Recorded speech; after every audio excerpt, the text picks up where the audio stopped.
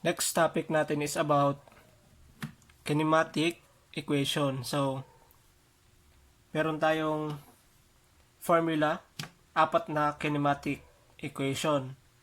So, yung first equation, S is equal to BAB times T. Yung S is distance. Yung BAB is velocity or average velocity. Sa kinematic equation number 2, meron tayong final velocity minus initial velocity is equal to acceleration times time, or final velocity minus initial velocity is equal to plus or minus acceleration times time. So positive means acceleration, then negative means deceleration. Sa third kinematic equation, distance is equals to initial velocity times time plus or minus 1/2 at squared. So yung a is acceleration yan. So plus or minus, positive means acceleration, negative means deceleration. Deceleration means humihina yung takbo ng object. Number 4, plus or minus 2 as is equal to final velocity squared minus initial velocity squared. So ito na yun, where BF and BI is final and initial velocity, then acceleration is A, then S is the displacement. So for falling bodies, acceleration is equal to gravity. So yan yung mga free fall. So mag-solve tayo mamaya ng free fall, falling body problem. So standard values of G or gravity. Gravity is equal to 9.8 meters per second squared. So SI unit yan. Then is equal sa 980 centimeter per second squared. So CGS.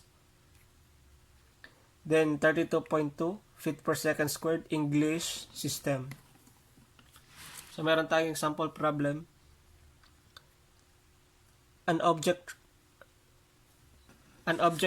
thrown downward from a 150 feet cliff or bangin with a velocity of 45 miles per hour. So initial velocity to, so that it make an angle of 60 degree with a vertical face of the cliff. A, how fast will it be going when it hits the ground? Then sa B, how long will it take to reach the ground? So yung A, how fast will it be going when it hits the ground? So final velocity to. Then sa B, how long will it take to reach the ground? Then C, how far will it fall from the base of the cliff? So meron tayong figure. So ito is bangin ito. So an object thrown downward from the cliff. So ito yung bangin.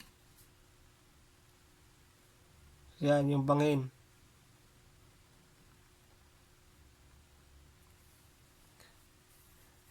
So itong type ng problem na to is two-dimensional kinematic equation. So yung velocity initial na 45 miles per hour, pwede nating i-separate into two component. So x and y component. So yung velocity along sapat na to, yan, sapat na yan is tinatawag yang angular velocity. So yung theta mayroong 60 degree 60 degree with the vertical face of the cliff. So, ito yung cliff. So, 60 degree. Ito yung velocity. Initial velocity na 45 miles per hour. So, isulat nyo lang ito. 45 miles per hour.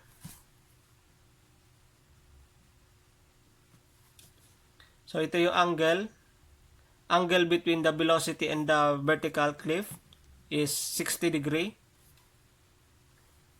So, ito is, so paano naging 30? So, right triangle, kaya naging 30 na lang to. So, ito is 60. Right triangle, 30 degrees. So, ito yung initial velocity. So, pwede natin siyang split natin sa x and y component. So, compute natin yung time. Compute natin yung time. So, paano tayo mag-solve ng kinematic equation? Kailangan natin ng tatlong given. So, mamimili tayo kung ano yung gagamitin natin na kinematic equation. Yan, mamimili tayo dyan. So, ang pipiliin natin is dapat meron tatlong given. Okay? So, tatlo yung given. So, meron tayong S. Meron tayong initial velocity. Meron ding gravity. So, ito yung gagamitin natin na equation. So, for y component,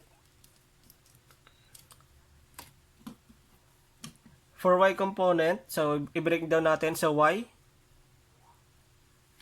Ito yung distance, gagamitin natin yung y. So, 150.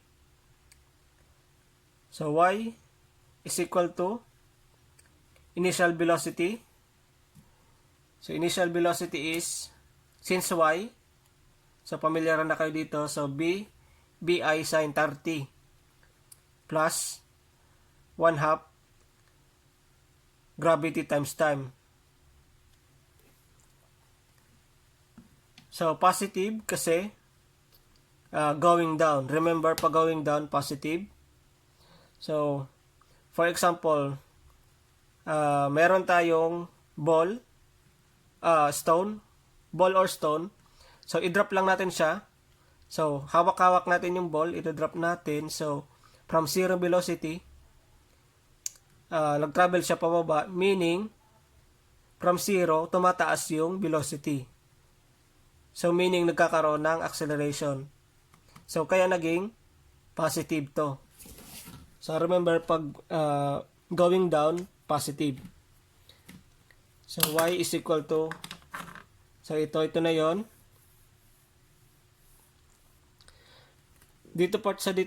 Sa part na to is convert lang natin. So, y is equal to 150 feet. Is equal to 45 miles per hour times 5 to 80 feet per mile. So, 1 mile is equal to 5 to 80 feet. Then, 1 hour is equal to 3,600 seconds. So, convert lang. Magiging na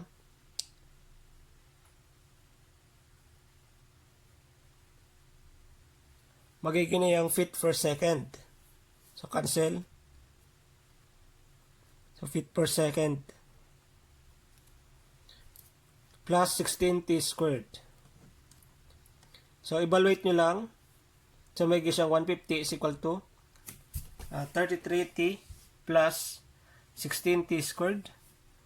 So, mula dito, ano na to?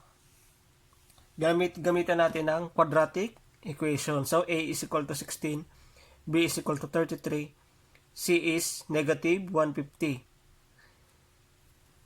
So, quadratic equation lang to.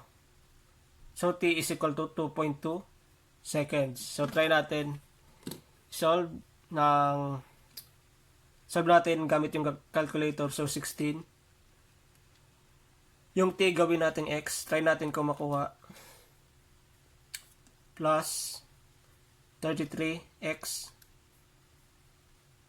minus 150.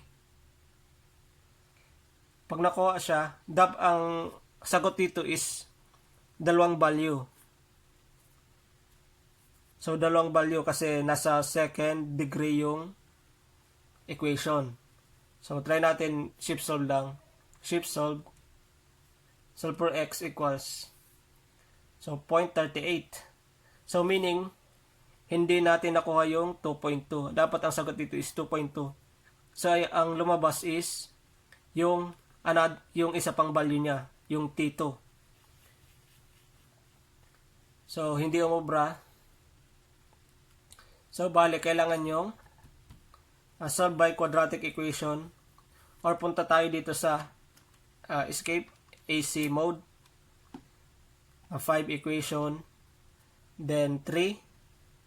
3 is quadratic.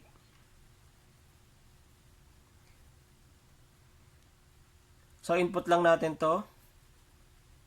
16 equals 33 equals negative 150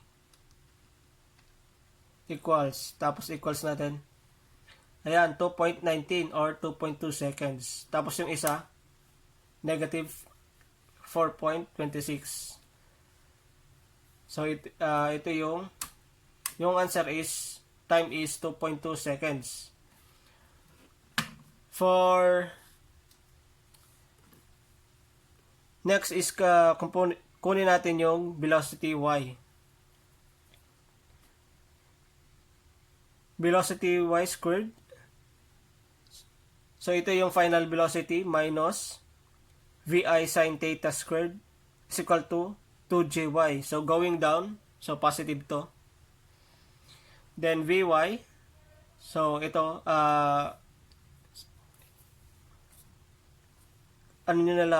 pag-aralan nyo na lang.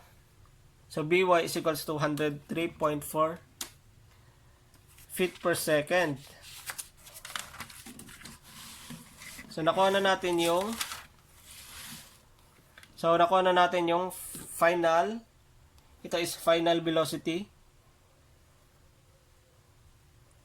Final velocity. Pero y component. Final velocity na y component. For final velocity x component, Vx is equals to Bi cos theta. So, x component. So, remember, sa projectile problem, yung initial x component and final x component is same lang.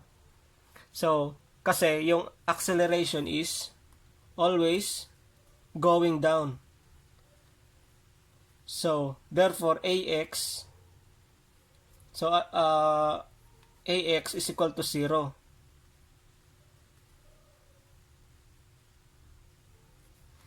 So, since ax is equals to 0, meaning yung initial and final velocity is the same all throughout. Mula dito hanggang dito, the same all throughout kasi acceleration is equal to 0. So, meaning, magagamit natin yung default formula na x is equals to velocity times time. So, yung sa unang topic natin sa introduction. Or, ito din yan. S is equals to VAB times T. So, Vx is equal to, Vx, yan na yung final velocity x. Vi cos theta. So, 66 feet cos 30. So, ito na yung Vx. So, V final. So, Pythagorean theorem is equals to sum ng square ng y component saka x component. So, Pythagorean theorem lang to. So, BF is equals to 118.13 feet per second. So, time to reach the ground is 2.2 second. So, ito na yung unang kinumpute natin. So, yung S, ito, so X component. So, kumputin natin yung S, X component. So, S is equals to Vx times T. So,